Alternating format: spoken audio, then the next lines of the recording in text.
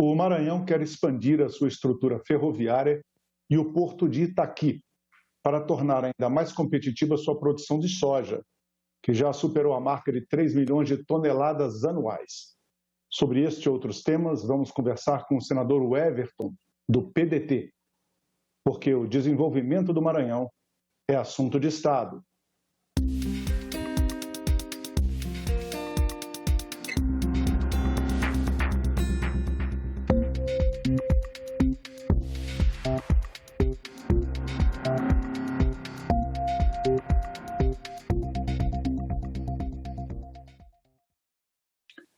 Senador Everton, muito obrigado pela sua presença no nosso programa. Prazer todo meu. É sempre bom retornar a esse importante espaço onde podemos debater, conversar sobre o nosso Estado e, claro, sobre suas perspectivas. E uma dessas perspectivas, senador Everton, é justamente a expansão econômica, né? O sul do Maranhão é um dos maiores polos de produção de soja do país. Essa produção é levada, em sua maioria, até o porto de Itaqui, pela ferrovia Norte-Sul, né? São 800 quilômetros, mais ou menos, desde Balsas, que é o centro dessa produção de soja no sul do país, a principal cidade no sul do estado, né, do Maranhão. Essa combinação de ferrovia direto do porto já barateia bastante o transporte, mas existe uma reivindicação no estado para se ampliar esse sistema ainda mais, assim como o complexo portuário de Itaqui, que já é um dos melhores do Brasil. O senhor tem atuado no Congresso Nacional para ajudar na viabilização desses novos investimentos, senador Everton? Olha, esse é o nosso grande desafio e é um foco da minha atuação.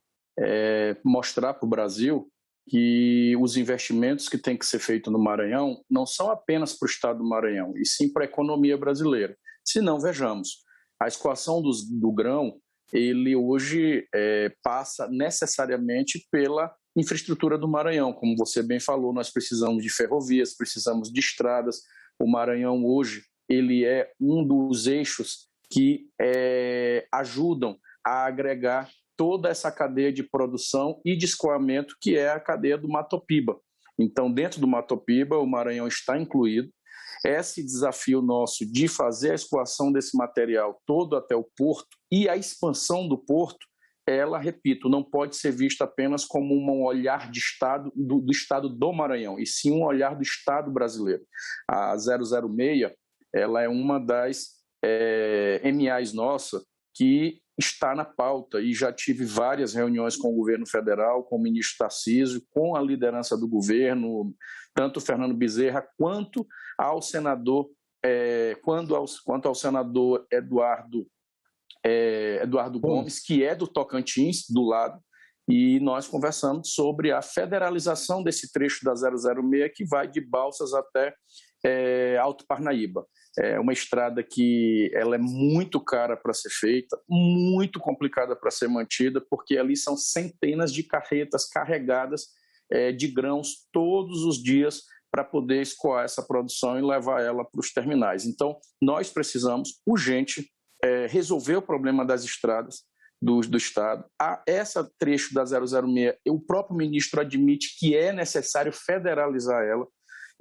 E segundo, lembrando que nós, apesar de passar toda essa riqueza, essa soja lá por cima do solo maranhense, muito pouco fica para o Estado, né? Até porque a Lei Candir, a gente sabe que ela precisa ser reorganizada. Esse dinheiro que vem para a União, ele não está voltando como compensação para o Estado, e a gente tem esse grande desafio, porque a União ela ainda trata como se estivesse fazendo favor, estivesse com o pires na mão ali, espera o Estado ficar com o pires na mão para poder pedir esse tipo de auxílio, esse tipo de apoio. Só para você ter uma ideia, além do Porto de Itaqui, tem um outro porto privado que há muito tempo ele já vem numa grande burocracia, com uma grande dificuldade, mas eles estão batalhando para tentar implantar. Esse porto tem parceria com uma empresa chinesa chamada CCCC, e um dos idealizadores faleceu, vítima de Covid, o Torres, né, da empresa Torres, W Torres, e eles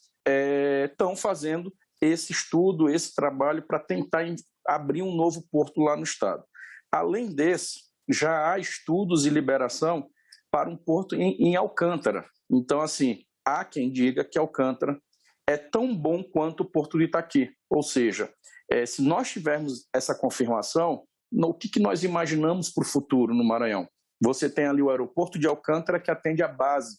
Lá é um aeroporto hoje extremamente militar, que atende a base de Alcântara, que recentemente nós aprovamos aqui no Congresso Nacional o acordo de salvaguarda tecnológica daquele espaço.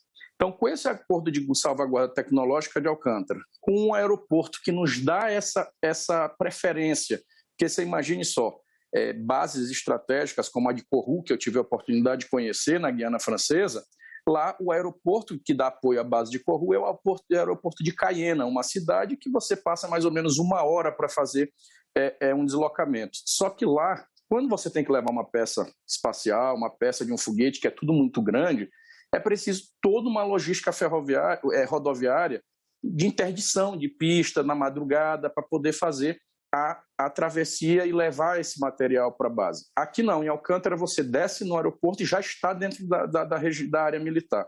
Então, com esse porto do Itaqui, nós podemos pensar esse porto, o aeroporto de Alcântara, como hoje já está acontecendo em Palmas, e em outros lugares, aeroportos militares também poderem ser aeroportos de carga.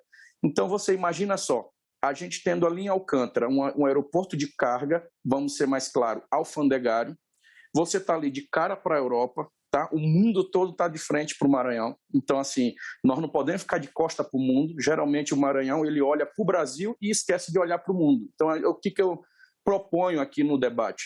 É a gente virar um pouquinho para o Brasil, mas dizer assim, esperem que nós estamos querendo trazer o desenvolvimento de fora, né? É lá que tem moeda valorizada, é lá que tem possibilidade de negócio para que a gente possa trazer para cá para o Maranhão e espalhar para o Brasil.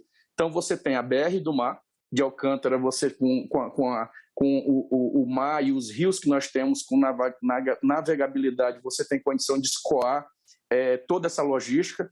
Você tem aeroporto, tanto de Alcântara quanto de São Luís.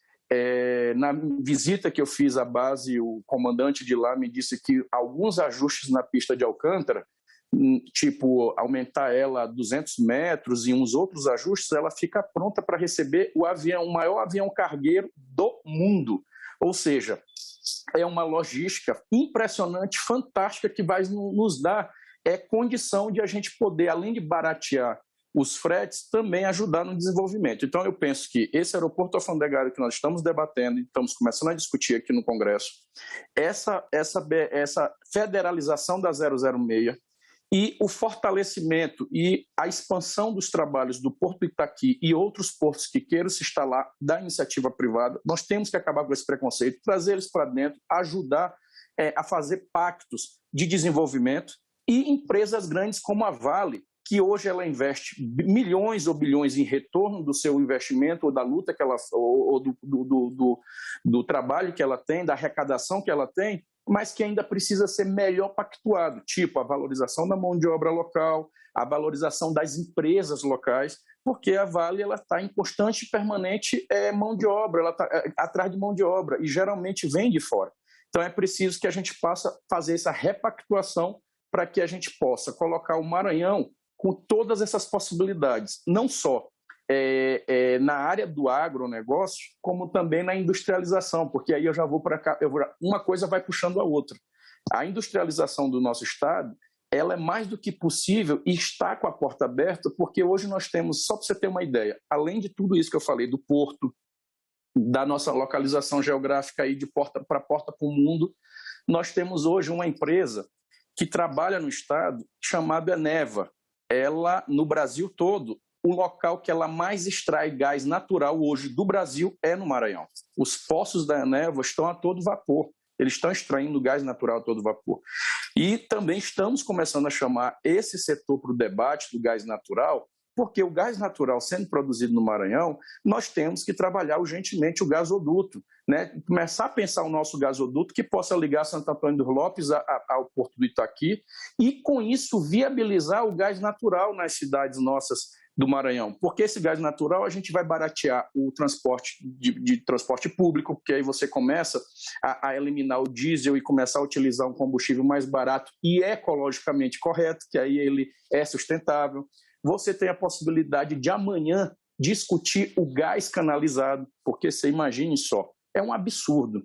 Hoje, um trabalhador, um chefe de família, tem que comprar um gás de cozinha a R$100, a R$110. É surreal. Lá no Maranhão, assim como no Brasil, as pessoas voltaram a cozinhar no seu quintal com lenha, com carvão ou com outro tipo de solução, né, criativa que sempre se tem para poder cozinhar o seu alimento para dar para sua comida, para sua família. Por quê? Porque o gás tá um absurdo. E a energia elétrica, como ela é uma energia cara no Brasil e não é diferente no nosso estado, com a produção de gás natural, você pode pensar para o futuro, um processo de industrialização do nosso estado para vender energia mais barata. Porque na hora que você tem energia mais barata, você tem indústria. A própria Alumar, que já é instalada no Maranhão, hoje ela está com o serviço dela lá mínimo. Por quê? Porque ela foi toda para fora por conta da energia. Um dos critérios, uma das condições que eles saíram do Maranhão, do Brasil, foi justamente porque eles não aguentaram e reclamam muito dos valores da energia. Então, você imagina só você poder repactuar e começar a oferecer energia mais barata e condições melhores para que esses empregos voltem. Eu sou de uma geração que eu morava lá no São Cristóvão, na entrada de São Luís, no bairro do aeroporto, e me lembro que todo santo dia de manhã era aquela procissão de ônibus da Cisne Branco, de trabalhadores levando esperança, indo trabalhar, indo voltando, porque tem coisa que dá mais dignidade para uma família ou para um ser humano do que a carteira assinada, de ele saber que ele está trabalhando e que no final do mês ele vai ter o dinheiro dele para poder dar o seu sustento. Isso é fantástico. Agora, é preciso esses assuntos de Estado serem assuntos de nação, assuntos de Brasil, porque não é um problema do Maranhão, é uma solução nacional. Aí a gente falou aqui do escoamento, do Matopiba, dos nossos grãos, nós falamos aqui do potencial da nossa base de Alcântara, que pode virar amanhã o aeroporto alfandegário, falamos aqui dessa possibilidade de energia boa, energia mais barata e a possibilidade de levar gás canalizado pelo menos para os principais centros do Estado, levar o gás natural para os nossos veículos, o GLV, e a gente tem um outro potencial que esse aqui é fantástico, que poucos no Brasil conhecem, o mundo começou a conhecer e que nós podemos fazer desse limão uma limonada, que é expandir a área do turismo no nosso estado. Nós temos as cachoeiras do sul do Maranhão, em Carolina, em Riachão, que são lindas, fantásticas, e lá você já tem um aeroporto de Carolina que lá desce todo tipo de aeronave. Então, é preciso que as pessoas conheçam aquilo ali, porque na hora que um turista chega, ele ajuda no desenvolvimento local, porque gera serviço e gera emprego. E os Lençóis Maranhenses, que está entre as maravilhas naturais do mundo. As pessoas que descem Barreirinhas, vão para Santo Amaro, ou vão para Tutóia, ou vão para Paulino Neves, vão para Araioses, conhecer aquela maravilha e depois juntar com o Delta do Parnaíba, ali no Piauí, depois ir para o Camusim, depois ir para Jericoacoara, lá no Ceará, a gente está hoje discutindo isso já há algum tempo, mas precisa melhorar essa divulgação e essa possibilidade desse potencial, que é a Rota das Emoções. Sem esquecer de passar por São Luís e Alcântara, que são duas joias, né, do patrimônio artístico e histórico do Brasil, né, senador? Nós temos hoje Alcântara, e aí quando você termina de fazer a Rota das Emoções dos Lençóis Maranhenses, e aí o turista que veio do Ceará, ele pode terminar em Barreirinhas e vai para São Luís. Aí lá em São Luís ele vai estar ali no nosso centro histórico, uma cidade maravilhosa chamada Ilha do Amor, que é São Luís, ela é apelidada como Ilha do Amor, e também nos tempos difíceis e nas lutas políticas é a Ilha Rebelde, que é a ilha que nunca se vendeu, nunca se rendeu, ela sempre resistiu a todos os tipos de opressões ou todo tipo de tentativas de imposições. Ela é muito autêntica, ela é muito altiva e isso fortalece aquele povo, aquela comunidade maravilhosa. E a gente tem, dentro dos nossos casarões, que nos remetem a todos os tipos de histórias da colonização da nossa cidade, né, fundada por franceses, nós temos ali mistura com os portugueses, então assim, ela tem uma história fantástica. E Alcântara, a mesma coisa. A cidade histórica de Alcântara, ela é fantástica a história dela. Então assim, nós temos hoje um monte de frentes, um monte de possibilidades que podem ser discutidas para você dizer isso aqui é assunto do nosso Estado, mas o Brasil precisa olhar porque ali é um novo celeiro de oportunidades. Sem falar da agropecuária, da possibilidade de outros serviços ali. Nós temos muita terra, muito rio. É um Estado que está no Nordeste, mas com características amazônicas. Então, para você ter ideia, dos 217 municípios, apenas 52 têm características de regiões semiáridas, então que sofrem fortemente com a seca, e que é uma luta que nós temos aqui também para tentar incluir esses 52 municípios com os programas que existem, dos programas de incentivo e de fortalecimento dos municípios que têm características de seca, do semiárido, para que eles possam ter acesso a fundos e programas e projetos da Sudan, Sudene e outros que hoje eles não estão. Então a gente tem essa possibilidade toda que nos ajuda muito a dizer que estamos no caminho certo, mas que precisamos começar a materializar essas ações que hoje podem ser feitas no Estado.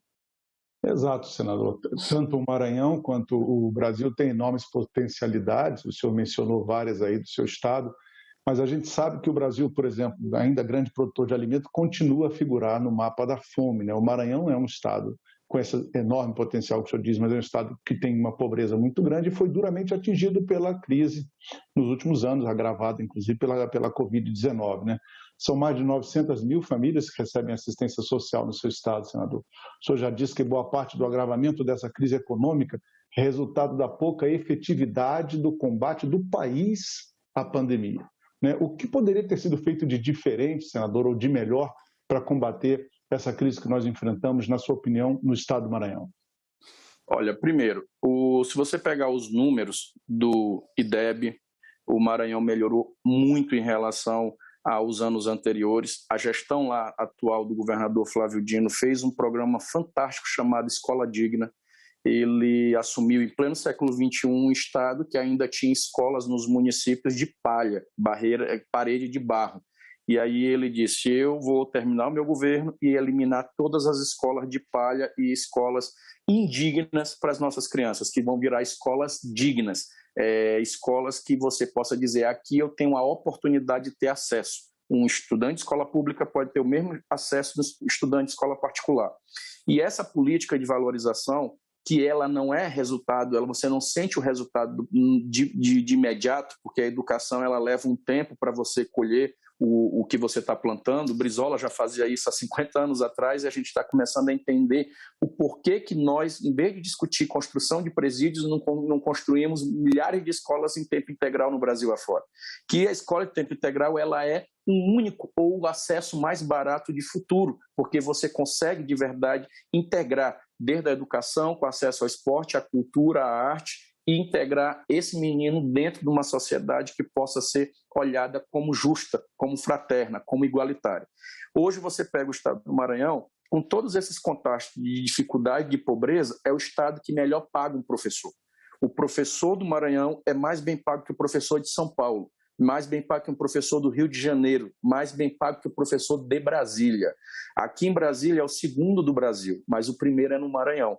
Então é preciso também lembrar esses potenciais e essas possibilidades para você dizer assim, o que poderia ser feito para a gente enfrentar? Além das muitas obras locais que existem, eu acho que não tem no Brasil nenhum governo que mais inaugura obra todo dia, não é uma, todo dia, do que o governo do Maranhão. Então, na hora que a União ela pudesse continuar, onde é que poderia melhorar e ajudar? Era ela não parar os programas e as ações. Você imagina só, você tem um programa do Minha Casa Minha Vida. O Minha Casa Minha Vida, não só urbano, mas como rural, a habitação do nosso produtor rural, é inacreditável você acabar com um programa desse que gera emprego lá rápido na ponta e gera circulação de dinheiro. A construção civil ela tem um potencial enorme para ajudar a tirar o município ou o estado da sua estagnação. Então, ali você, desde a obra que é contratada, você tem o serviço de mão de obra, você tem os serviços, você tem as empresas que fornecem os materiais, você tem toda uma cadeia do entorno que ajuda na economia local e ela aquece, ela ajuda muito. e hoje ela infelizmente perdeu esse protagonismo justamente porque se acabou com esses programas tão importantes que não era um programa do governo A ou B, não era um programa só do presidente Lula ou da presidente Dilma, era um programa que já era do povo brasileiro e que infelizmente ao Estado brasileiro, o atual governo acabou. Você pega investimentos concretos de dizer assim, olha, as empresas que não demitirem vão ter aqui mais apoio, como foi feito lá atrás, através do FAT e através de fundos que podem ajudar nesse desenvolvimento, isso também ajudaria muito nesse combate a esse momento difícil. E aí, no momento de retração, além de o Estado brasileiro não dar a mão, não ir para cima para enfrentar, gerando oportunidade, ele acaba fazendo com que o pequeno ele fique mais conservador. Então, quem tem seu pequeno negocinho já vai demitindo, demite um, aí já enxuga a sua empresa, já está sem expectativa, sem perspectiva do que está vindo. E a outra coisa que podia ser feito concretamente era a gente parar com esse erro enorme de arrumar briga com países que podem ajudar no desenvolvimento do nosso país. Um exemplo desse é a China. Um absurdo, um parceiro comercial como a China, a gente ficar desafiando e ficar arrumando confusão com eles por bobagem ou por questões ideológicas. Não dá para você imaginar que tanto a China como vários outros países possam ter um bom olhar, podem continuar comprando, podem continuar ajudando o nosso país se a gente não se ajuda. Né? Para você ter ideia aqui, só para a pessoa que está me assistindo, cidadão principalmente brasileiro, mas maranhense. A China, ela consome, o cidadão chinês, ele consome 3 xícaras de café por dia. Aqui no Brasil, nós consumimos 9 xícaras por dia, porque na China a cultura do chá é muito forte. Se na China eles aumentarem só 2 xícaras por dia, nós não temos produção no Brasil para poder atendê-los. Vejam só, e nós somos um dos maiores produtores de café do mundo. O que eu quero dizer? É preciso que, além de tudo, a gente possa estar abrindo esse olhar para nós mandarmos comida lá para fora, porque nós temos condição de produzir aqui. Eu tiro isso pelo próprio Maranhão. É um absurdo você chegar na Ceasa lá em São Luís, você pergunta onde é que está aquelas hortifruti, todas que estão ali, vem de fora, vem de outros estados. E nós, com uma terra daquela, plante o tomate, plante o alface, chame lá as cooperativas e comece a estimular essas cooperativas a fazer os seus arranjos, dentro dos seus arranjos produtivos, fazer as suas produções, não só para o seu alimento, mas também para colocar dentro de um processo de industrialização, aí através dos cooperados, para a gente levar para a mesa do maranhense. A gente já está oferecendo para fora. Então, assim, é preciso pensar que o agro ele é importante, a agricultura familiar é importante e eles não podem ser vistos como inimigos. Um tem que completar o outro, um tem que ajudar o outro, para que a gente possa começar de verdade num debate honesto, franco, começar a tirar do atoleiro vários momentos, várias crises que nós temos. Kits. Você chega numa comunidadezinha geralmente um sítio dentro do Maranhão, um produtor rural, ele tem lá a média de 5, 10 hectares. Né? Ele, com 3 hectares, ele consegue ter lá uma produçãozinha que ele faz um ciclo, desde a criação da galinha caipira, do porco, da plantação do mamão, da banana, do alface, do tomate, da cebola, e aí ele começa a fazer esse ciclo de produção, essa cadeia, onde ele começa a tirar a renda dele e além de dar qualidade de vida com boa alimentação para sua família.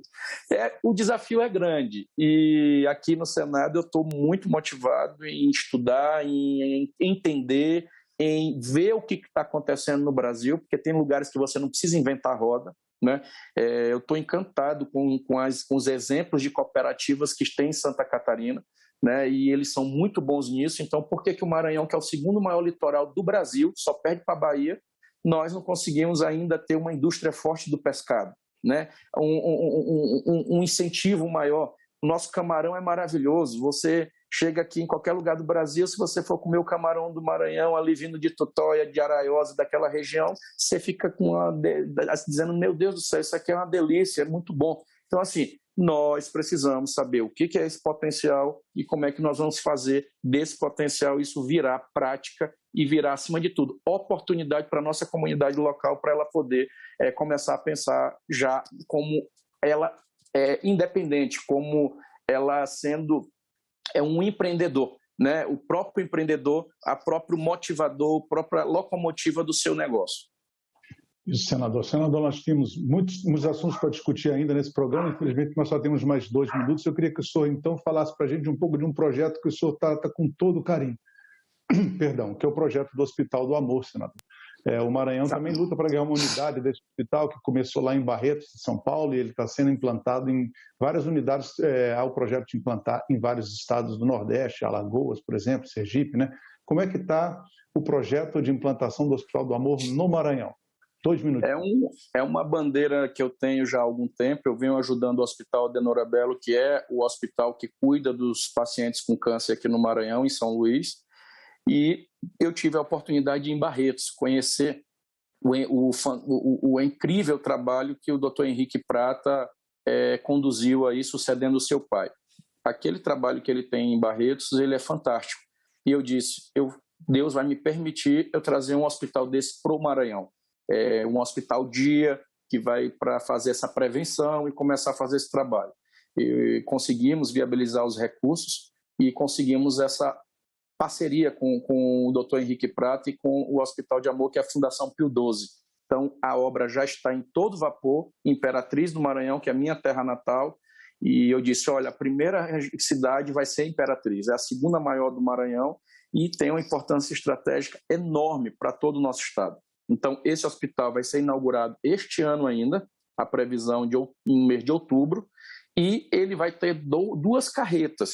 Essas carretas fazem exame do colo de útero e exame da mama. Então, ela vai rodar os municípios do Maranhão para fazer essa prevenção, para identificar, fazer essa radiografia nas nossas mulheres. A Organização Mundial da Saúde diz que em 2030, a cada 2 mortes no mundo, infelizmente uma é do câncer, vai ser do câncer.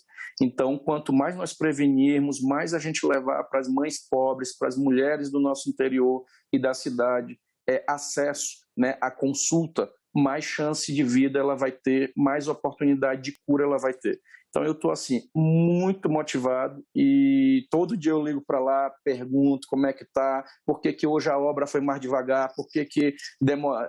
Eu tenho, assim, sido um fiscal dela de perto, porque eu tenho certeza que esse hospital vai ajudar a fazer história no Maranhão, assim como a Adenora Bello já faz.